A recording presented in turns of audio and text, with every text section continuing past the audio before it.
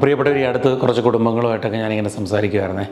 അപ്പോൾ എന്നെ വല്ലാതെ സ്പർശിച്ച ഒന്ന് രണ്ട് കാര്യങ്ങൾ നിങ്ങളോട് ഞാൻ ഷെയർ ചെയ്യണം. അതിൽ ഏറ്റവും പ്രധാനപ്പെട്ടൊരു കാര്യം, ഈ വിവാഹം കഴിഞ്ഞ് കുട്ടികളൊക്കെ ആകുമ്പോൾ കുടുംബത്തിൽ ആദ്യം ഒരു കുട്ടികൾക്ക് വേണ്ടി, കുടുംബത്തിന് വേണ്ടി ഏറ്റവും കൂടുതൽ എഫേർട്ട് എടുക്കുന്ന ഒരാൾ അവിടുത്തെ അമ്മയാണ്. കാരണം കുട്ടിയായി, അപ്പോൾ ഒരു കരിയർ ബ്രേക്ക് എടുക്കണം, കുട്ടിയെ കുറച്ചൊന്ന് വളർത്തണം, ഇങ്ങനെയൊക്കെ പറഞ്ഞ അമ്മമാർ ബ്രേക്ക് എടുക്കാറുണ്ട് അല്ലേ. പക്ഷെ മുന്നോട്ട് കുറച്ച് നാൾ കഴിഞ്ഞ് പിള്ളേരൊക്കെ ഒന്ന് വലുതാകുമ്പോൾ അടുത്ത ജോലിക്കൊക്കെ അപ്ലൈ ചെയ്യാനും ഒക്കെ ഒന്ന് ട്രൈ ചെയ്യുമ്പോഴാണ് മനസ്സിലാകുന്നത്, എനിക്ക് കരിയർ ബ്രേക്ക് വന്ന് എനിക്ക് മുന്നോട്ടൊന്നും പറ്റിയില്ല, മുന്നോട്ട് എനിക്ക് ജോലികൾ കിട്ടുന്നില്ല, ആകെ വിഷമിക്കുന്ന അമ്മമാരെ ഞാൻ കണ്ടിട്ടുണ്ട്.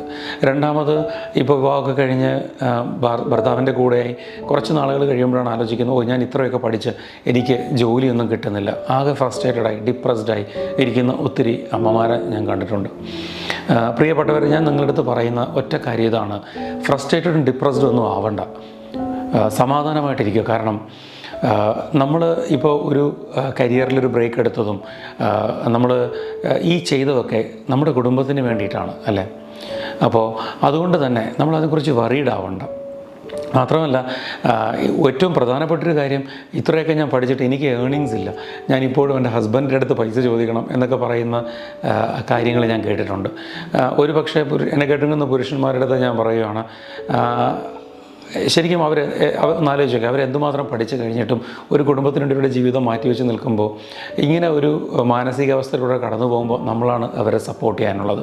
ഇവിടെ സ്ത്രീ പുരുഷനെക്കാട്ടിയും വലുതെന്നോ പുരുഷൻ സ്ത്രീയെക്കാട്ടി വലുതെന്നോ എന്നൊന്നുമില്ല. ഗലാത്യ 3 ഒരു വചനം ഇങ്ങനെയുണ്ട്, അതായത് നമ്മൾ ഗ്രീക്കോ യഹൂദനോ സ്ത്രീയോ പുരുഷനോ ആരും ആയിക്കൊള്ളട്ടെ, നമ്മളെല്ലാവരും ക്രിസ്തുവിൽ ഒന്നാണ്. വലിപ്പ ചെറുപ്പമൊന്നുമില്ല, ദൈവത്തിന് മുമ്പിൽ നമ്മളെല്ലാവരും ഒരുപോലെയാണ്. പിന്നെ ഞാൻ പറയുന്ന മറ്റൊരു കാര്യം ഇതാണ്, നമ്മളൊരിക്കലും ഫ്രസ്ട്രേറ്റഡ് ആവണ്ട. എന്നെ കേട്ടുകൊണ്ടിരിക്കുന്ന അമ്മമാരുടെ അടുത്തൊക്കെ ഞാൻ പറയണം, നമ്മൾ ഒത്തിരി ഫ്രസ്ട്രേറ്റഡ് ഉണ്ടോ, നമുക്കൊരു കരിയർ ബ്രേക്ക് വന്നു എന്ന് കരുതി നമ്മൾ വിഷമിക്കുകയും വേണ്ട.